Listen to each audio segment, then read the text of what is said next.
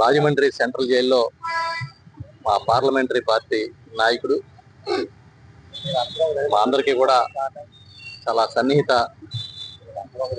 నాయకుడు. ఎందుకంటే ఈ గోదావరి జిల్లాలకి రీజనల్ కోఆర్డినేటర్ కూడా పనిచేసిన మిథున్ రెడ్డి గారు సెంట్రల్ జైల్లో వాళ్ళ చంద్రబాబు నాయుడు గారి సర్కార్ అరెస్ట్ చేయడం ద్వారా ఉన్న విషయం మీ అందరికీ తెలుసు.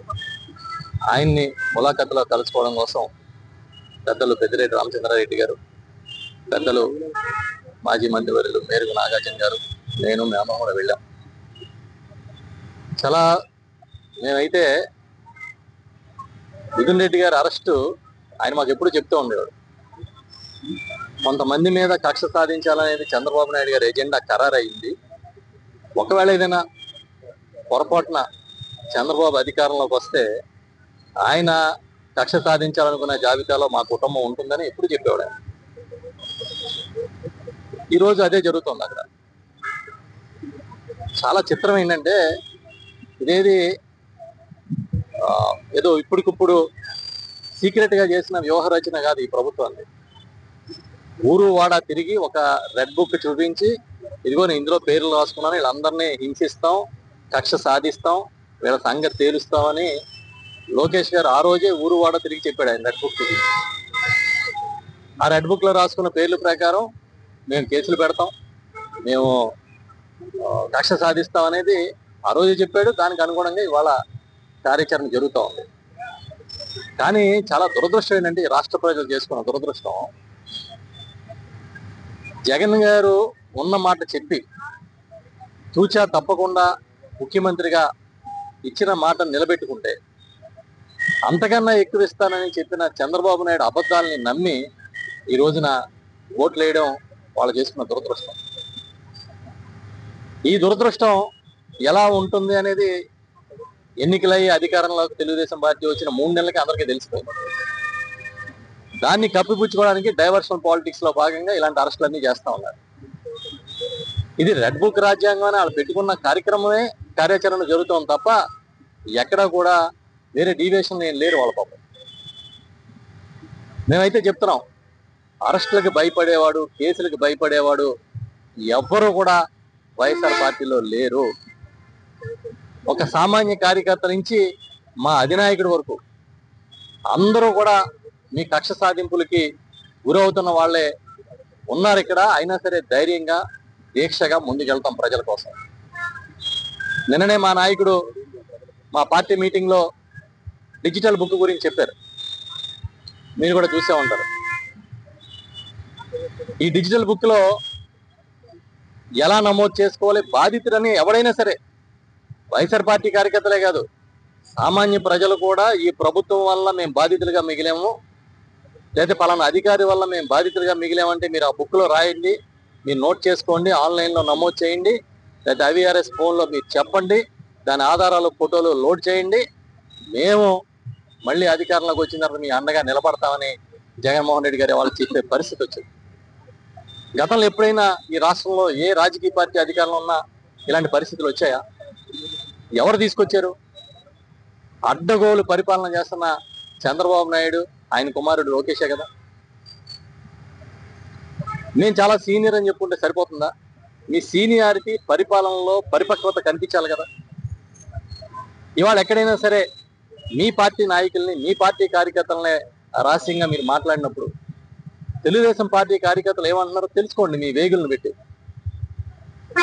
ఒక పరిపక్వతతో ఈ పరిపాలన సాగుతుందని వాళ్ళు చెబితే, మీకు కానీ వాళ్ళ సర్టిఫికెట్ ఇస్తే చాలా సంతోషం. సాక్షాత్తు అసెంబ్లీలో మీ భాగస్వామ్య పక్షాలే కాదు, మీ పక్షాలలో ఉన్న ఎమ్మెల్యేలు కూడా కడిగి ఆరేస్తున్నారు. మొన్నే బుచ్చి చౌదరి గారు మాట్లాడింది చూసాం, ఇదే రాజమండ్రి రూరల్ ఎమ్మెల్యేగా ఉన్నారు. మీరు సమాధానం చెప్పగలిగారా? దానికి చెప్పలేరు. ఎందుకంటే మీ ప్రభుత్వంలో ఉన్న ప్రజాప్రతినిధులు, మీ ప్రభుత్వంలో ఉన్న సామాన్య కార్యకర్తలు కూడా ఇది కాదు పరిపాలన అంటే, మనం తప్పుదారిలో వెళ్తున్నాం అనే భావన చాలా మందికి వచ్చింది. ఇవాళ మేమైతే సిద్ధంగా ఉన్నాం వైఎస్ఆర్ పార్టీ ప్రజల పక్షాన్ని నిలబడడానికి, గుండెలు ఎదురొడ్డి పోరాడడానికి.